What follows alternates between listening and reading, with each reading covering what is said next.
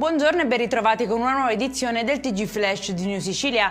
In apertura una domenica all'insegna del cibo e del divertimento al villaggio gastronomico di Carini si è trasformata in tragedia. Il DJ Francesco Milazzo è morto dopo un malore accusato mentre si trovava alla console.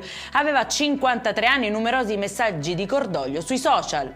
Si è spento dopo 3 giorni di ricovero all'ospedale civico Gandolfo Cascio, l'operaio di 49 anni vittima dell'ennesimo incidente sul lavoro. L'uomo stava riparando la saracinesca di un privato a Polizzi Generosa quando avrebbe perso l'equilibrio cadendo dalla scala e sbattendo con violenza la testa. Dopo il trasferimento al nosocomio siciliano le sue condizioni di salute sono precipitate e il suo cuore ha smesso di battere. Scoperto un giro di finte fatture di compravendita di pesce usate per gonfiare i bilanci e ottenere prestiti garantiti dallo Stato, creati per fronteggiare la crisi Covid, sequestrati beni per 1,7 milioni di euro a 3 società e 5 persone fisiche.